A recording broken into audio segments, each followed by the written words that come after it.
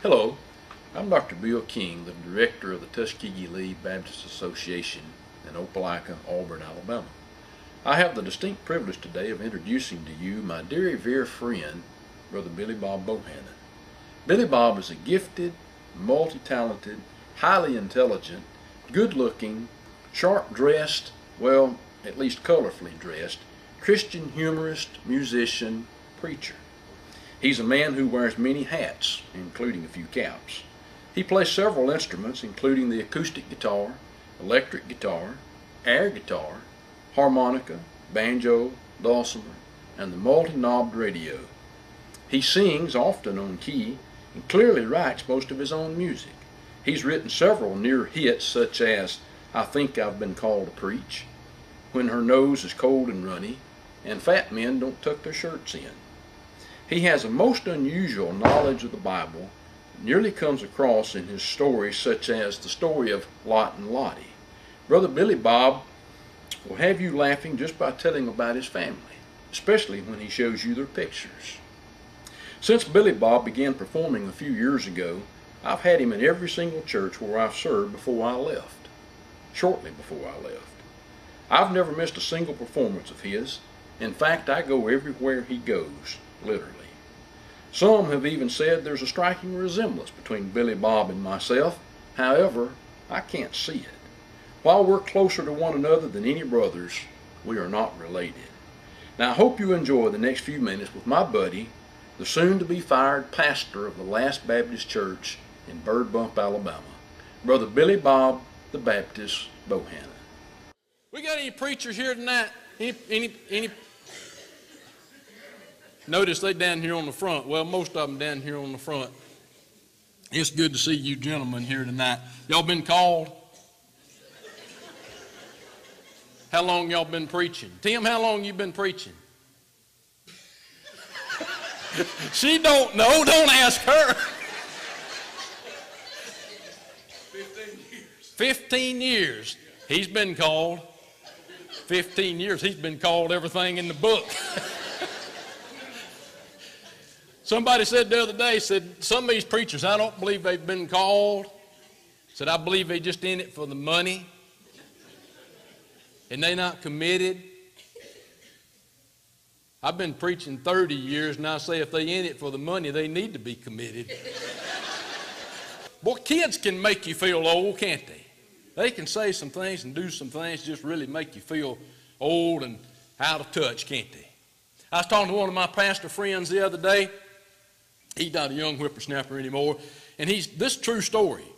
Some of what I tell is a bunch of junk. This true story. And he said that this little boy, about 7 years old, came up to him the other day, and he looked up at him, and he called him by name, and he said, how old are you? He said, well, son, I just turned 70 last week. And his eyes got real big, and he looked at him, and he said, man, you old enough to be dead. I hear somebody back there still fussing about my hair. Y'all be happy if I put my vase on? Some folks, you just can't please them. You know that?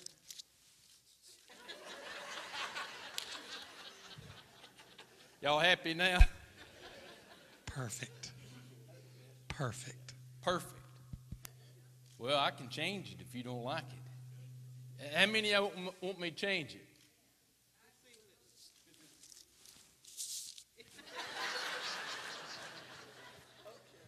Nothing in the world like a trip on a bus, right? I remember years ago when we'd go on trips on the bus with the youth. Y'all remember that?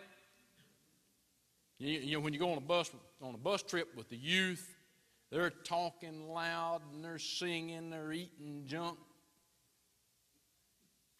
Kind of like going on a trip with senior adults on the bus, isn't it?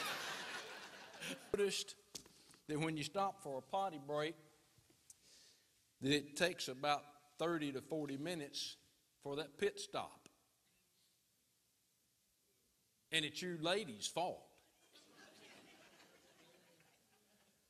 Because if you'll notice, there's always a line at the ladies' restroom, not at the men's, right? There's always a long line there. And when the last man comes out of the men's restroom, then one little lady will run into the men's restroom and two other little ladies will stand guard. Guys, don't ever cross that line. Conversations on that bus trip too. You know, everybody's talking at one time, and you know, sometimes it's hard to hear. Sometimes hard to hear anyway, and on the bus it's really hard to hear. And I heard a conversation one time on the bus trip, senior adult bus trip, going down the road, and somebody says, "It's hot in here, ain't it?" And the other says, "Yeah, I'm hard of hearing too." Yeah. He said, "I don't believe the air conditioner's working." Said, "I'm going to crack my window." Not literally, but so he slid his window down on his side, and about 3 or 4 others then followed suit, and they slid their window down, you know, and they're not hearing real well, and then the air's blowing in, just blowing their hair, and it's blowing their hats off, and it's all over the place. And finally one of them says, "It's windy in here, ain't it?" Somebody else says, "No, I think it's Thursday."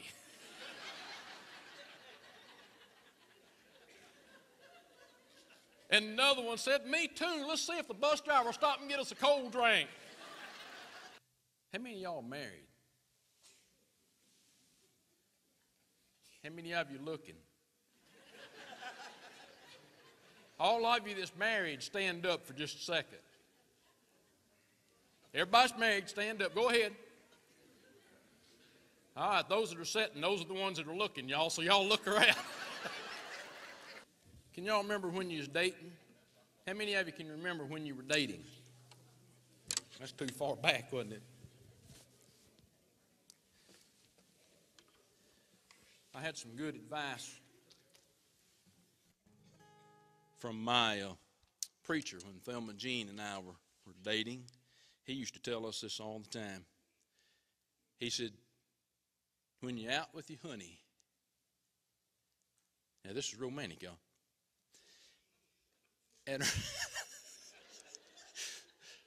her nose is cold and runny, you may think it's funny, but it's not. I thought, what a wonderful little romantic song that would be. So I wrote it up for Thelma Jean.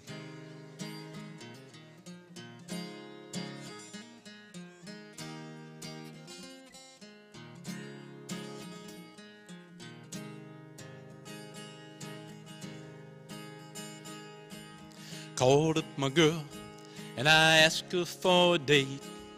She said, "Not tonight, I'm not feeling so great. But I cleaned up my truck just so I could pick you up, trim the hair in my nose, even wash between my toes." She said, "I might feel good enough to go."